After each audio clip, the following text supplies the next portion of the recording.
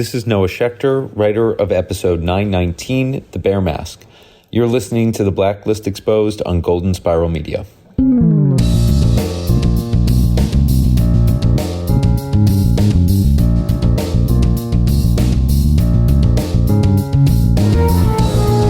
Aram's world is not so wonderful this week, Louis Armstrong. Welcome back to the award-winning The Blacklist Exposed podcast. Greetings, one and all. I'm Agent Troy Heinrichs. And I'm Agent Aaron Peterson, and I've solved Aram's issues, by the way. Just get back to the bare necessities. Huh? If you didn't like that joke, it's Troy's fault. He frickin' wrote it. All right, thanks for... Usually it's mine. I let him have one. Thanks for joining us yet again for The Blacklist, The Bear Mask, written by Noah Schechter and directed by Matthew McLuda. Show notes and other intel for this episode of The Blacklist Exposed can be found at theblacklistexposed.com. Once again, shout out for Rory for filling in for me last week.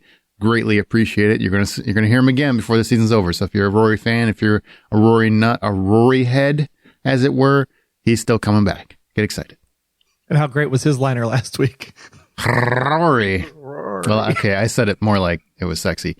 I loved it. I laughed out loud. So, since you weren't here last week, what were your thoughts on the lion episode? The episode that I wasn't here for? Yeah. I thought Meecha was in on it. Still not convinced she's not. And never thought it was Kaplan. Well, I mean, don't get me wrong. The first episode that ended with Kaplan, I mean, then I'm like, wait, what? But after that, I wasn't, that episode, no, I was 100% certain it definitely wasn't Kaplan. Yeah. What did you think of the lion?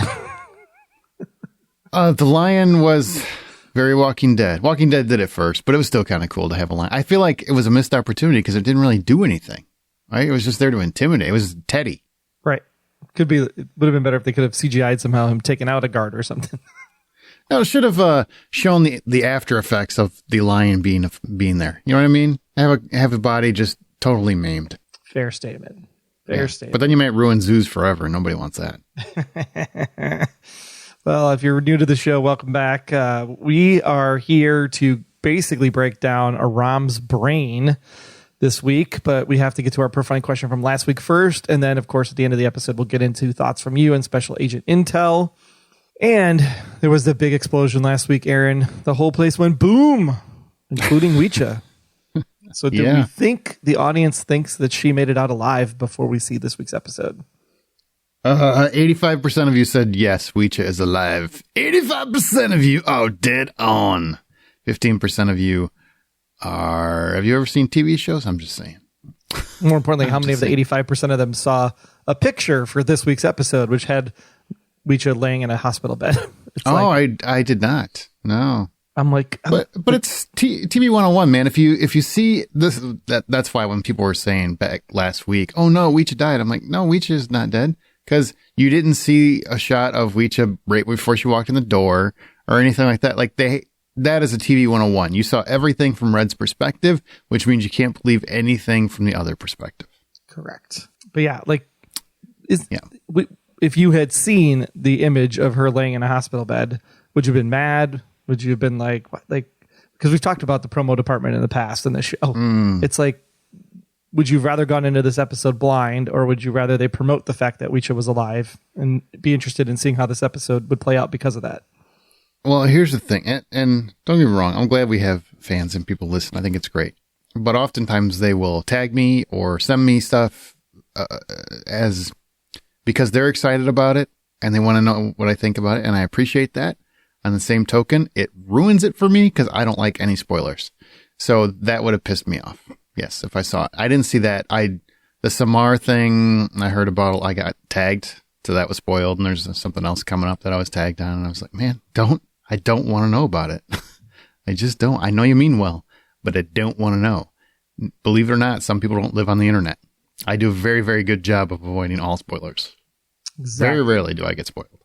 Yeah, this episode was kind of like a bummer because it's like, oh, I saw the picture of Meecha, I heard about Samar's return, and I'm just kind of like, man, I just wanted to enjoy it as it played out. Mm-hmm.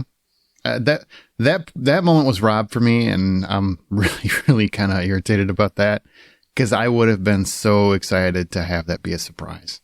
But because I knew it was coming, zero surprise. Still, it played out completely different. I mean, I knew it was going to be a hallucination just because of the vibe. As soon as you understand what kind of episode it's going to be, like, oh, okay, I get how Samar's coming back. Yeah. But in the same token, it wasn't as predominant as I thought it would be. I didn't really think Samar played as huge a role in the episode as I was expecting, I guess. And maybe that's due to the fact that they already had Kaplan play that similar consciousness for Liz, that it was too close to have Samar be more of the guide to walk him through his problems, because that's how I thought she was going to be, would be that guide. Yeah, it's more like here's how you put the pieces of your own mind back together. Yeah. Yeah.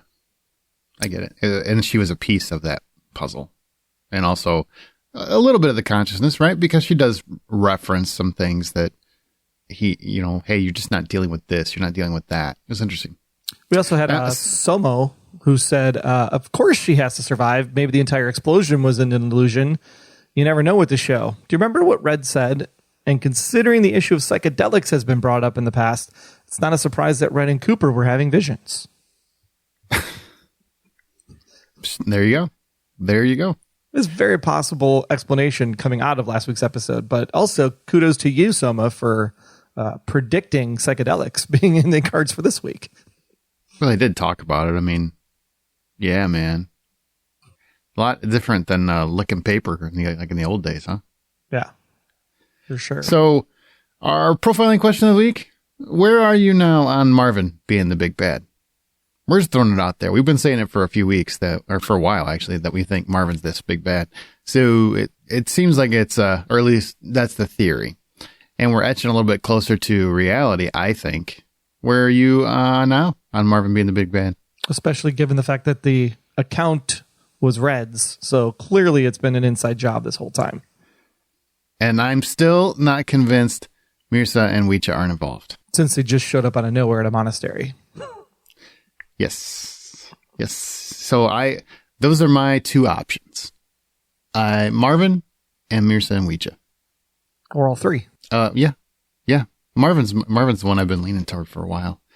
So maybe, and honestly, I'll be a little disappointed if it's Meecha and Meecha on their own, because we didn't even know about them until this year. So that's not really that exciting. Yeah, but maybe that's why they came to Red in his grief, and because Red is blind to Liz, he's also blind to love. So he fell in love with Meecha, and it's actually Meecha solo.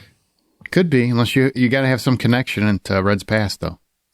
Right? Well, so you spend 2 years with him in a monastery. You learn a lot about a person in 2 years. Yeah. I mean, you got to have a connection before that. Just like Katarina learned a lot about Red in 2 years. Hmm? That happens when it's in your own head. So I think Meecha and Meecha could have taken him out at any time. So obviously the goal wouldn't be to kill him. It would be more to just ruin him. Why not kill him slowly? It's even better. But they brought him back from that place. So why? Yeah, I don't know. There's some story there, but I do think Marvin's the guy. I think it anyway. But I've been wrong before. We have been wrong before. All right. Yep. Well, before we loop back to the beginning of this podcast, let's go ahead and get into this week's case profile.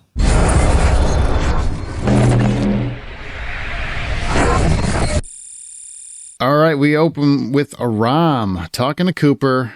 He'll be in by 2. By the way, his apartment is a mess. Like, this is not the Aram we know. Would you agree? His mental state is a little frazzled at the moment. At first, I thought, did we not just see this episode? And I was worried that NBC aired the wrong episode, because it started very similar to the one where Aram gets kidnapped in his apartment. Oh, yeah. And I was kind of like, am I watching the right episode this week? I had to check the TV guide. And you have a TV guide? Online, not an actual. Okay. I was like, they still make that in paper? Are you one of the 4 people that still get that? Save the trees. Who's on the cover? Like David Hasselhoff? All right. Well, he's been dealing with anxiety and OCD his entire life. He mentions he's been struggling. I like this addition to it. I'm a long time mental health advocate since I was a kid. My mother was in mental health for 35 years. And my daughter has a degree in psychology. It's big in my family. So anytime you have some show that actually addresses mental health, even a show like The Blacklist that's doing it in their own way, but still trying to address it, it's really important to me, because it's important that people normalize mental health struggles. And I'm glad that the show was doing that and showing that his anxiety is normal. And it's just something that he has to deal with, whether preferably not with psychedelics, preferably with therapy or internal, dialogue or whatever. But it was nice that this show actually addressed that. I was a happy camper that was a story point. Yeah, and then as someone that goes to therapy on a regular basis, because everybody should go see a therapist. Like, I appreciate any mental health discussion because there's a lot of things in the world that you have to deal with around neurodivergency, anxiety, depression, and God help you if you have anxiety and depression at the same time, because that is just two battles that fight each other, and that's not a fun place to be. Oh, and I've been an AFSP committee member for years, so check into that organization if you like to donate and help your community. It's a good organization. AFSP, American Foundation for Suicide Prevention. Anyway, he's been struggling. He's barely holding it together. Psychedelic therapy. Experimental, but legal. We have an option here that he can do. And so he decides to go in, I guess thanks to Red and Cooper, right? Pushing him along. Well, especially Red, because did you notice the lady that was administering the drugs said that any friend of Mr. Hohman's is a friend of mine. So this is actually a Red contact. Yeah, it's a Red contact, yeah. I thought that was interesting that Aram would go there. Didn't that scare you a little bit? It did. I was like, what? Since he's felt about Aram since he took over, I mean, he's kind of not trusted him and whatnot. I was a little concerned for his well-being. And I was trying to figure, did Aram reach out to Red to get the thing, or is this somebody that they already they've worked with Red for 9 years or 11 years, depending on time jumps or whatever? Is this someone that's like on the Rolodex in Cooper's office of contacts of Mr. Hohman's that you could reach out to? Or did he have to ask Red for the thing in the first place? I think Red and Cooper put this together for him because he was struggling. Yeah, that's the way I understand. I could be wrong. I mean, everybody can be wrong. That's the beauty of real mental health, is being able to acknowledge when you've made a mistake and then self-correct it, address it, acknowledge it, move on. See, I'm saving lives right now. Okay, so a great joke in the episode. What fish? That's Frank. I like that. That was a fun little nod, letting him know. Oh, and letting us know we're about to enter the trippy zone. Yeah, it's about to happen. I love the waka waka waka waka waka psychedelic music that was going on in the background. That was a nice touch. There's a lot of laughter at that opening scene for me anyway. I wanted to see a TV show called The Trippy Zone. The Trippy Zone sounds fun, man. Yeah, it's the Twilight Zone, but in pastels and tie-dye. And a lot of waka waka waka waka waka. Got to have a lot of that music because it just makes you think, yeah, man, I'm tripping. All right. Aram begins back at work with a smile and a box of paper airplanes. Now the task force immediately becomes infiltrated by armed terrorists with bear masks. Oh, Aram, can you hear me? If you want it to stop, you have to get everyone out. That's what Red says. If you want it to stop, you have to get everyone out. And then he becomes kind of obsessed in these. We find out, obviously, these are trip outs. What do you call them? Trip outs, psychedelic trip outs. I don't do drugs. I don't know what this is called if you're tripping, other than tripping. Is there another word? I don't think so. That's what I would call it. Okay. So he's having this. Hallucinations would be dealing with your shit. That's another way to put it. Yeah. Dealing with his shit. I think that's a more technical term. So he starts dealing with this shit, and he's coming back to the realization that in his mind, if he wants this to stop, he has to get everyone out. And it's obviously, it happens 3-4 times, whatever the number is, but it keeps happening where there's an assault. The first time Park is shot and dies. And then Aram, once again, we find out is tripping balls. And the whole time he's under for these sections. So after the first one, I kind of knew I knew it was a hallucination. I assume you knew this. Yeah, when I saw the bear masks, I was like, okay, that's random. This isn't real. He's psychedelics. The bear mask is because of the bear that attacked the van, that attacked Aram. So that's why it's in the back of his mind that the bear is always there. Rawr. I assume the paper airplanes then were also like the plane that Samar leaves on. Because look at you. That's the only thing I could think of for the airplanes. I was like, why is the airplanes here? That makes no sense. That makes sense now. Look at that. Because the second time around, it becomes avocados. No, well, it was avocados with a ring inside. Right. Yeah. So, I mean, there's a connection. There's definitely a connection. So He finds the ring in the next one in that box, the avocados. And from there, he knows where to go. Let's go to a stairwell. And that gets all the agents killed. Like everything he does gets everyone killed. And then, he finally gets shot. And he's shot by the man in the bear mask. And that man is, dun, dun, dun, dun, Aram. Better. It's his The self. batter. The evil. The awesome. Yeah, the much slicker Aram. Is that the id or is that the ego? I don't know. I always get those two confused. It's the guy he wants to be. It's the guy he thinks he needs to be in order to win, and he doesn't know how to do it, right? That's what that is. And that's the guy that's just, it's basic. Well, the impression I got is he's the internal monologue, the internal struggles with himself, how he can't face the truth. He's too weak to trust himself. That's all his voice in his head, just condemning him. It's the one we all have. There's a great movie called Violet, if you really like stuff like this, where she's constantly being attacked by the voice in her head in a way, and she has to address it. It's constant internal dialogue. That to me is what this represents. That's his internal dialogue. It's that nagging voice in the head telling him all the things he's doing wrong that he can't do right and causing his anxiety. You agree? Disagree? No. That's 90% of anxiety as someone who functions with high functioning anxiety. Like that's like absolutely. You sit there and you make up the stories. We call it future casting. So here's all the things that could potentially happen, but yet none of them have happened. So you have to tell yourself, stop future casting. Stop thinking about all the things that could happen and just focus on what's happening right now. And that's a hard dialogue to have sometimes when you're going through that. It is. And I have a similar thing. My brain doesn't stop. I mean, it's very frustrating, and every scenario is kind of calculated, and it's very frustrating. Very frustrating. Causes anxiety. You have to deal with it. And it's, like I said, it's very nice to see it represented. I really, really thought Amir's performance was very strong in this episode. They gave him some opportunities to shine and play against type, or at least against Aram's type several times, which was nice for him, I'm sure. And he did a great job.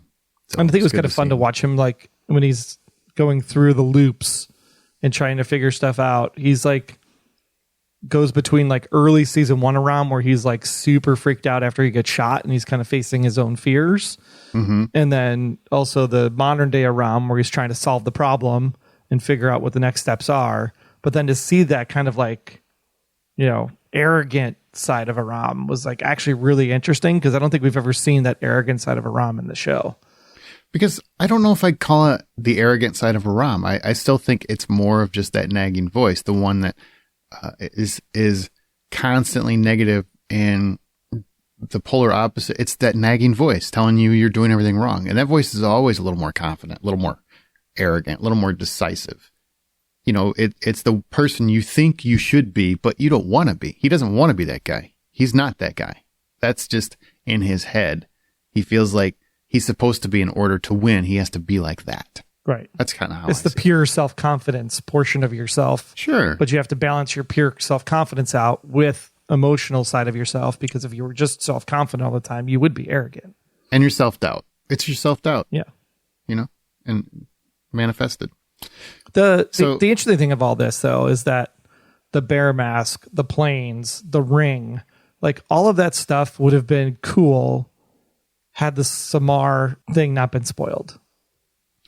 Because the minute that thing was spoiled, it was just like, oh, Bear Mask is the bear in the van. Oh, the planes is, it's like you just literally started putting things together about Samar the entire time, rather than just enjoying the episode. So, yeah, it was kind of that sucks. The episode was good. I'm not saying that the episode sucked. I'm saying the experience of the episode was stolen from us because of the spoiler. Yeah, it's man. If you find out a spoiler, I'm a big fan. Keep it to yourself. Or talk to people love. Or do you like spoilers? Yeah, love them. Oh, well, here's what I heard. Not bam, internet. Or bam, Aaron. Or bam, Troy. Yeah. Just, what are you going to do? All right, so you will always be a day late and $1 short. If you weren't, she'd still be alive. Cue the Liz death scene. And the only time this whole season I've understood why we needed to see it again. Yep. It actually fit for once. Well, you needed to see it for the wrestler going through his mental trauma. Sure. Sure. Yep. Got to have it for everybody, man. Everybody. And, everybody's kind of had their own episode this season, right? Yeah, and we said Aram Ressler, hadn't had Cooper, one yet. So, yeah, it was time. It was due. It was a good one. It was good for him. It was a mirror really shine. So you were too scared to stop her from leaving and getting killed. And then there's Samar. Mojan returns. Spoiler alert. If it's an anxiety of leading that is pushing him into believing he's not worthy, and he struggles with how he failed Samar and Liz and Agnes. In his mind, he's that, again, that nagging voice in his head telling him he's weak, but he's not, and as Samar tells him, it's really himself, people. It's not really Samar, but as the voice in his head that is Samar tells him, you've always been enough. It's just about time that you see that. Now that you did see Mojan return as Samar, which is Aram's love interest, if you never knew that from previous seasons, because maybe some people are, newer to the show. I don't know. What did you think about bringing Samar back? Are you kind of surprised? Do you feel like it wasn't a meaty enough role? Do you feel like it was just right? Where you land on Samar's return? I was shocked. I couldn't believe she was here. I was super excited. Oh, she's back. This is great. And then you realize, that was my sarcastic side coming out. Yeah. I think when it got spoiled, I think that everybody was kind of, oh, it's going to be a flashback. Oh, it's going to be a dream. Oh, it's going to be like a memory lane trip or something. So I think that the way it happened was great. She's obviously doing other stuff. So trying to fit her into the show and her schedule and everything is probably tough. So they really only probably had her for one day of shooting. So I think the way they did this, I thought was great. I thought, just having them have that tender moment and the conversation was great.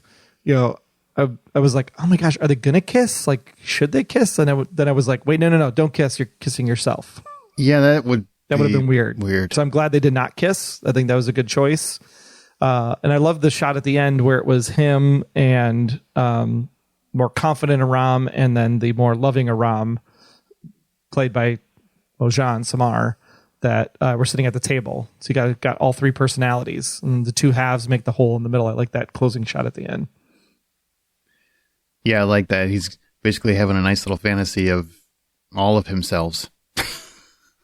It's an odd one. I mean, it's a great way to bring back a character that everybody loves, because if you bring him back in the real, like we were all worried that was they have to do Kaplan, something. It's going to have to be another big episode, another story, and it's got to. Yeah. Unless it's self-contained and they get killed at the end of the episode, and then everybody's like, well, then you can never bring her back. So yeah, this is a great way to keep them involved in the show.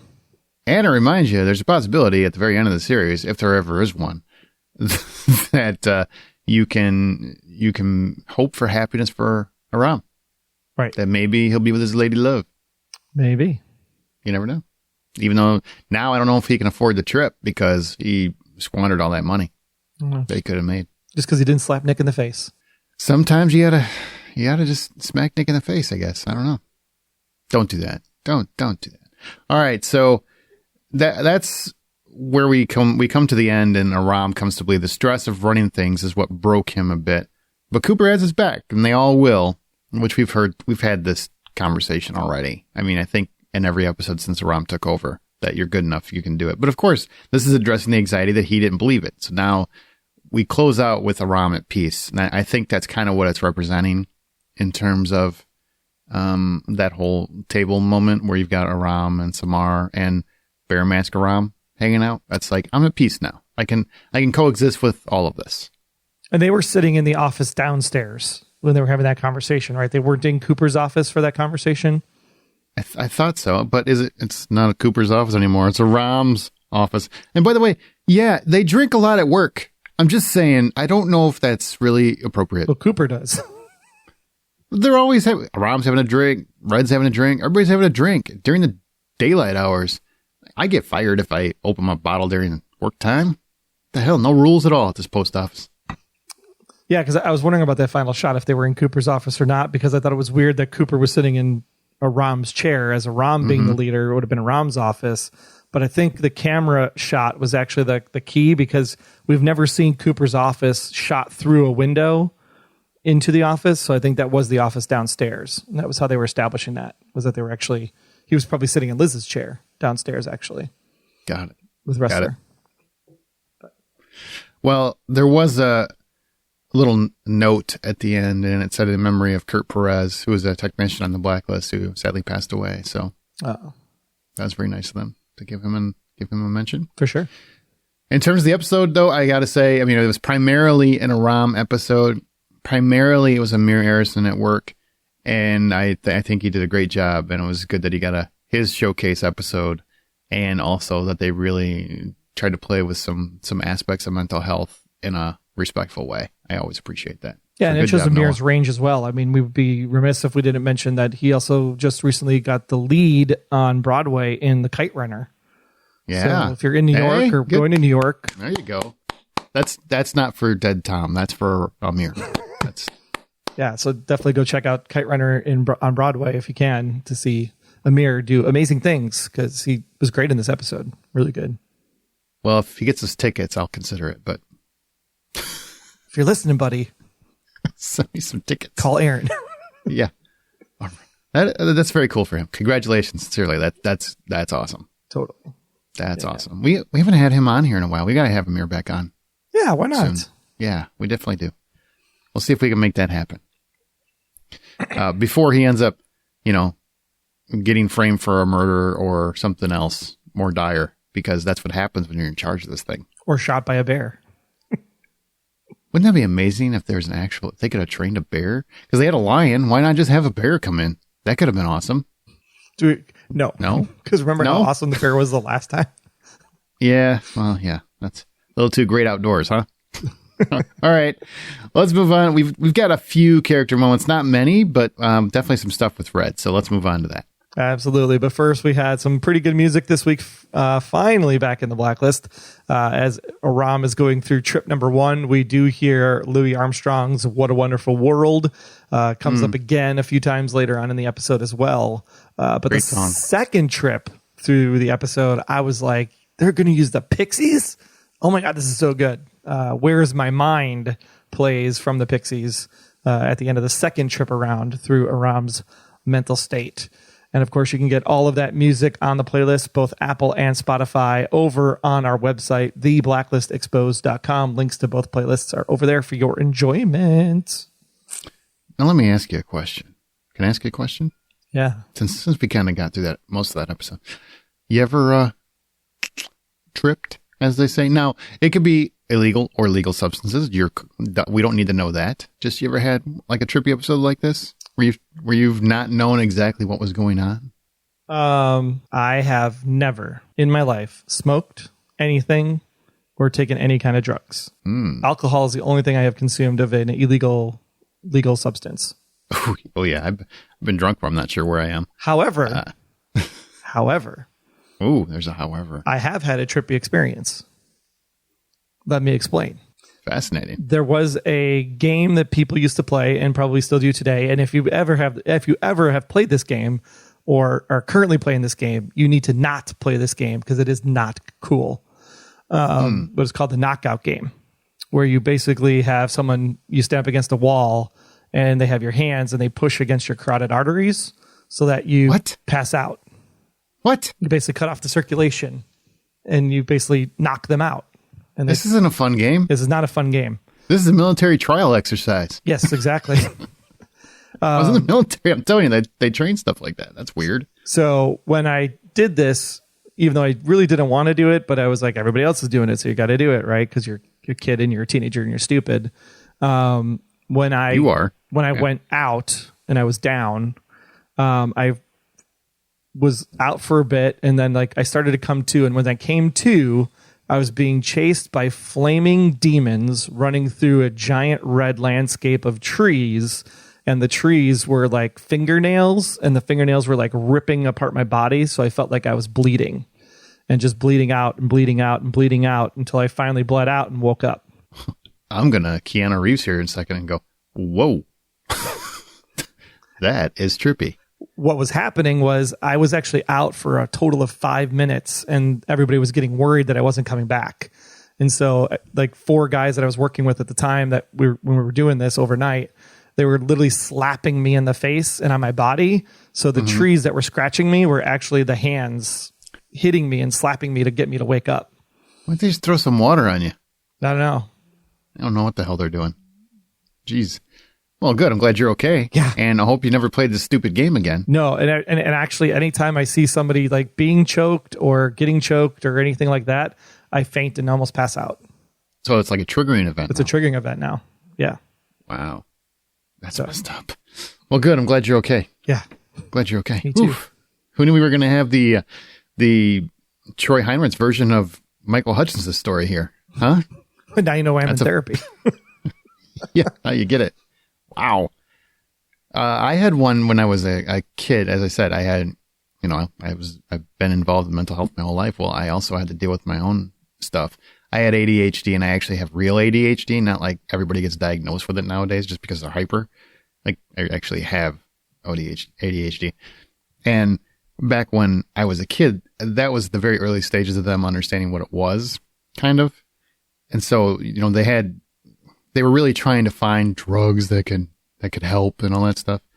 And you really, if you do enough mental research and mental exercises, you can actually, some people can condition themselves to deal with it and deal with it themselves, which is what I later learned to do, is to mentally handle it myself.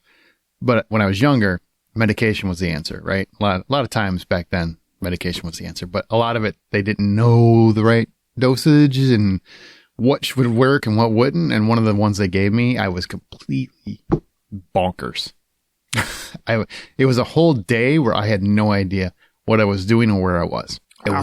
It was a long ass day. It was insane. And needless to say, never took those again. And my mom's like, she's about to beat someone to death.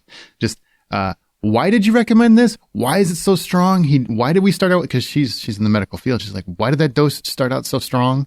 Because she knew once she saw my reaction that this should have never been the dosage that was prescribed. It should have started a lot smaller. But yeah, so that's the only time I've ever tripped, because I, like you, I haven't done drugs. I'm nothing wrong with them, not against them or anything else, just not for me. Maybe when we go camping this year, we'll do gummies or something together. We'll try some stuff. I've tried edibles in the past. It just doesn't do anything for me. Yeah, just kind of like takes the edge off. Some people, yeah, for some people that stuff just doesn't work. And I think it has a lot to do with your anxiety level. Like because I have ADHD and because my brain works it's always working so fast. All it really does is make me tired.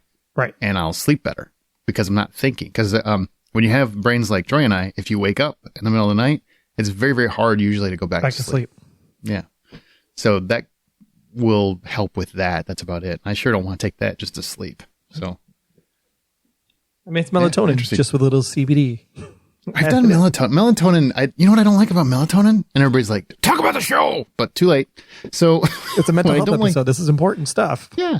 What I don't like about hard-hitting news at 11. It kind of, it zones me out. It doesn't make me trip or anything like that, but it just, once you take it, I feel like for 10 hours, you're out of it. Yeah. And I don't mean like in a, ooh, yeah, man, not in a bears attacking me kind of way. More like a, I'm so exhausted, how am I going to pee way? And that's not good. I don't want to feel like I want to pee myself. It's that's like the NyQuil hangover the next day. Yes, there you go. Very much so. Yeah. Yeah. I don't like that. And by the way, if anyone ever feels the need to reach out for therapy or to ask for therapy or help, don't ever be afraid to. Don't ever let anyone tell you should be embarrassed by it. It's very, very important. I recently just had one of the closest people in the world to me kind of reach out, and it's someone who just doesn't do this because he's just always struggled with asking for help kind of thing. And I know it was huge for him, but it was also very important because he finally realized I need help. I need to ask for help. It's always important. Don't be afraid to ask for help. Even if you don't think you need help, it's good to just have someone to talk to that isn't your, oh, it's going to be fine, honey. You're just no, like you need someone that's going to give it to you straight, who's not close to you, that can just look objectively at what's going on with you in order to help you get on that, right. Shake things out, Figure out what's wrong. Figure out what is going on in your life that you need to address. And there's nothing wrong with having struggles. Everyone has them. I don't care how powerful or not powerful you are, everybody has some struggle that they have to do. If you're not struggling, you're not growing. That's the thing. Yeah. Oh, but growing up, there were a lot of people that just, just crazy? No, not crazy. Trying to deal with stuff, had stuff happen. Now you have to deal with it. It's just crazy. Just walk it off. That was always my favorite. Walk it off. What the hell? Rub some dirt on it. Get back in the game. Oh, my God. Glad Ram went and got some therapy. Yeah. All right, let's move into characters. So you already talked about music. So Cooper, we got some DNA from the apartment. It says it's this Kaplan or 50% roughly. And Cooper isn't convinced. Well, I guess when Cooper got it back, it said that it was Kaplan, but he isn't convinced because Kaplan wouldn't do several things. And then we later come to find out that it was only 50%, which means genealogically it's a match, which is funny because that's something that's being done quite a bit to actually catch mass murderers now. You know that? Have you heard about this? That's how they caught the Golden State Killer, is do genealogy matches, and they'll find people, they'll take DNA and they'll match it to someone's family member that wanted to find out what their, genetic makeup is. And they'll use that to connect to actual killers. It's happened multiple times. There's several times when that has happened. It just recently happened with two little girls that were murdered, and they found the killers of those two girls. It was actually two different people. They thought they were connected for like 20 years. Crazy. So you can do a lot of stuff with DNA. Sure hope that science holds up, though, boy. Also sounds like they make for a great movie treatment. It would. The Golden State Killer, you should look into that. It's a horrible, horrible case. There were like 50 people. He killed like 50. Well, he killed like 22, I think. But it was also sexual assault and everything else. There was like 50 plus victims, maybe 60 victims. Got away with it for 30 years, 35 years. Wow. DNA caught him. Crazy. Crazy story. You should look into it. It's pretty. You guys love crime. It's messed up. Yeah, it's messed up. And then the twist at the end is that they actually put the brother in jail or something, and then the killer goes free. That'd be a great ending to the movie. Yeah, but not in real life, because this SOB. This dude, literally a monster. What an awful.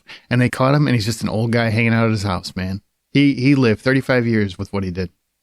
Can you believe it? Oh, anyway, no, I'm on another tangent.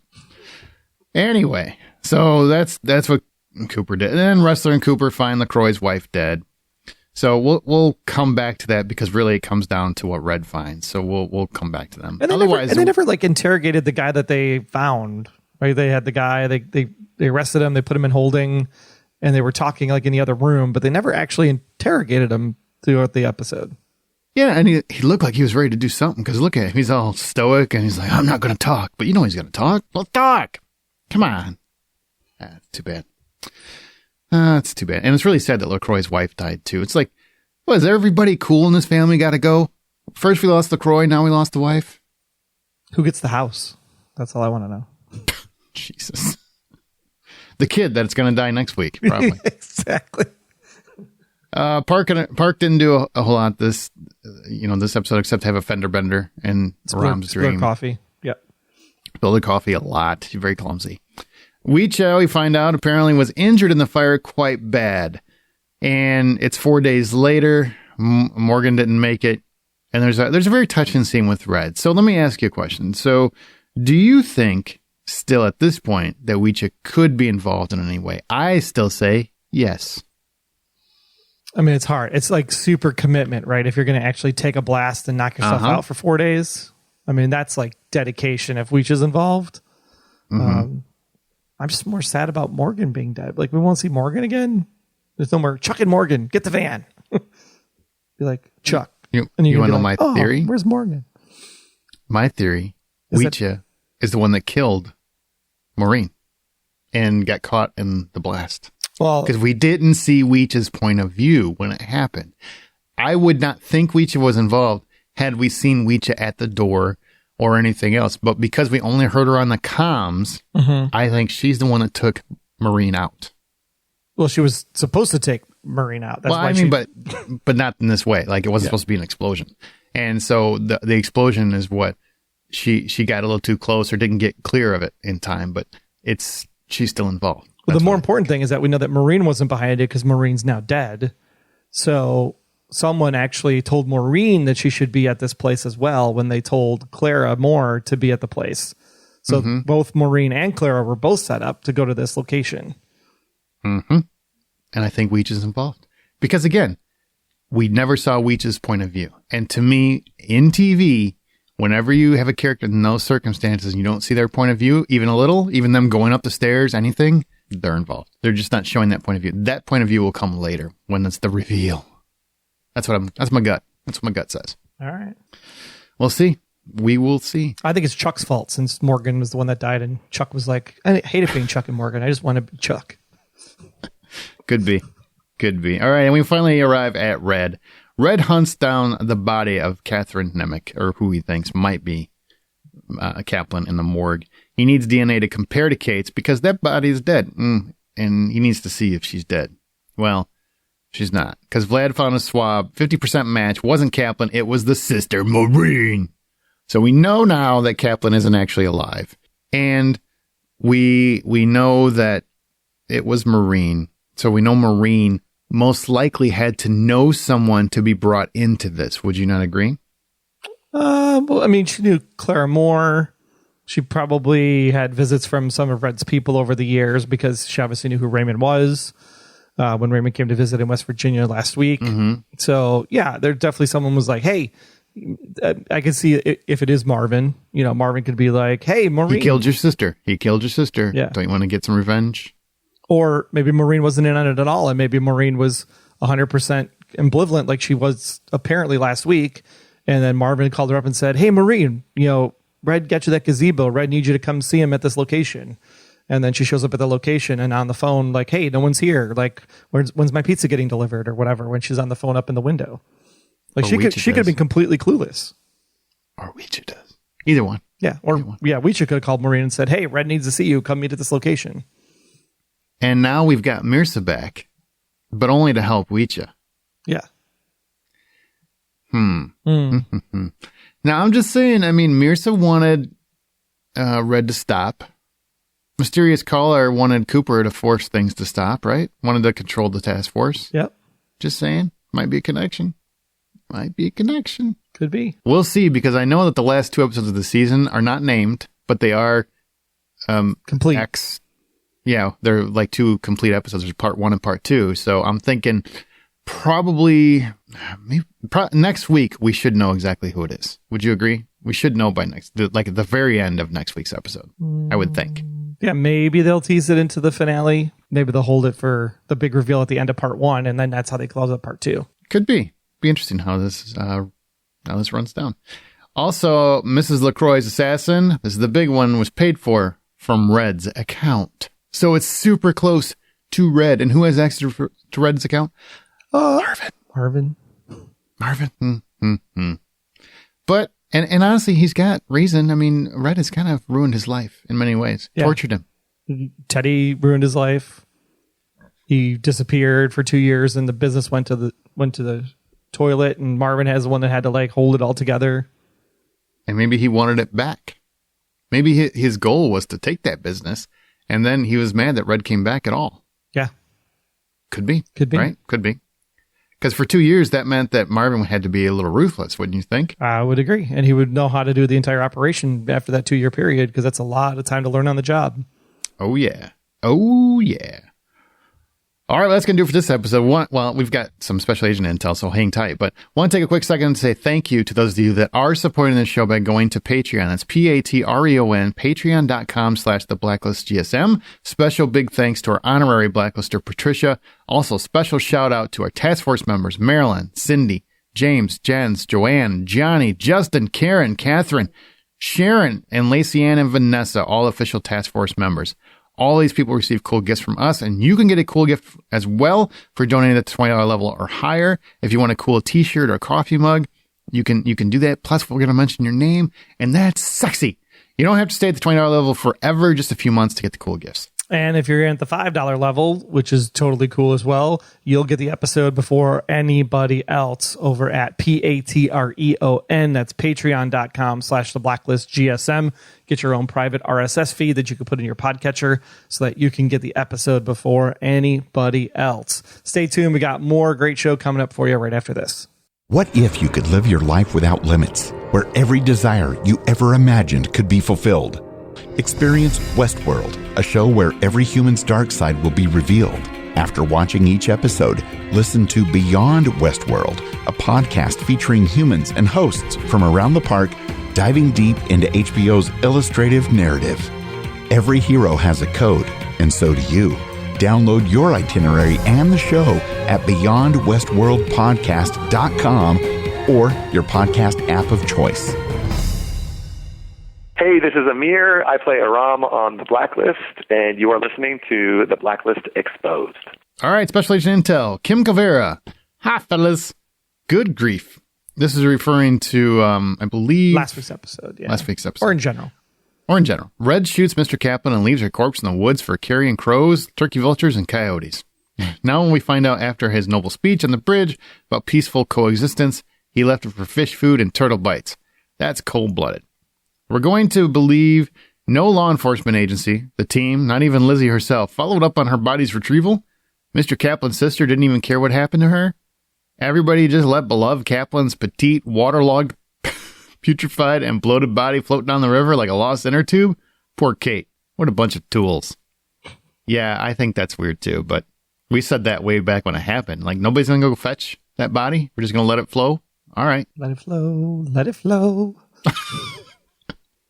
Good point, Kim. And then I don't understand what the hell. That was weird.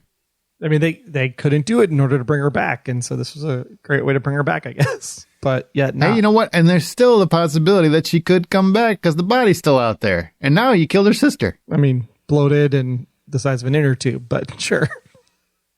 Comes back like a corpse. It's Zombie, Walking Dead style. I mean, Eyes and Drafts running the show. We did have Zombie Edition on Alias, just saying. Hey, it could happen. Wild, but could happen. Daniel Clark wrote in, said, Kaplan could not know about the safe. How could LaCroix know about Townsend? And the cop had a key to the vault in his office. So either someone is framing the cop and the lawyer too, or they're all in on it together. Mm-hmm. Or it's Marvin. It's got to be Marvin at this point. Gotta be. Maybe. If it's not Marvin at this point, I will be shocked. And I will say season 9, well done. What if it's Aram? The whole time it's been Aram, and that's why his brain is frazzled, because he knows he's the one setting it all in motion. I think it would have been a little bit more squirrely after 19 episodes. A little bit. All right, well, that'll conclude this discussion. So now's the time to recommend The Blacklist to your friend, your enemy, your neighbor. And when you do, please also recommend they listen and subscribe to the Blacklist Exposed podcast. All the case files can be found at blacklistexposed.com and everywhere great podcasts can be found. We're coming up on the end of the season, so a lot of exciting stuff is coming up. That's right. For more great Aaron and Troy hijinks, follow us on your social media outlets. I'm at Troy Heinrichs. He's at Aaron Smirks. And together we are at The Blacklist GSM. Oh my gosh. 3 to go. And Aaron's going to miss one of them. I am. But you can always hear Troy and I on the Hollywood Outsider podcast as well. That's right. So, there you go. Just did TV tropes.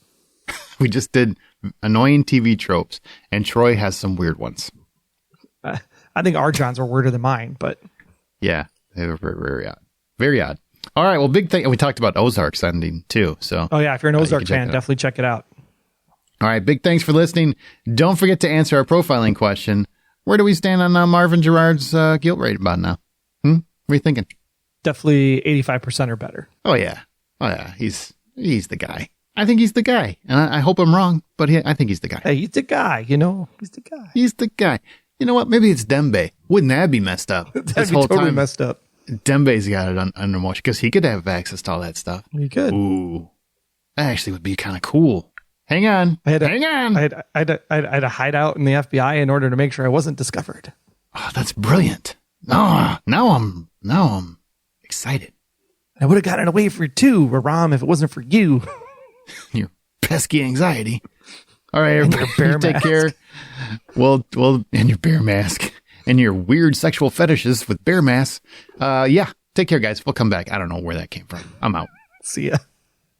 Until next time, I'm Agent Troy Heinrichs. That's at Troy Heinrichs on Twitter. And if you want to learn more about me, just visit, about.me/Troy Heinrichs. And I'm Agent Aaron Peterson. You can hear me talking about movies and TV on the Hollywood Outsider podcast, as well as Remake This Movie Right. We are available at thehollywoodoutsider.com or on Twitter at 5popcorn. Be sure to subscribe, download the app, submit your feedback, but most importantly, keep yourself off of the Blacklist.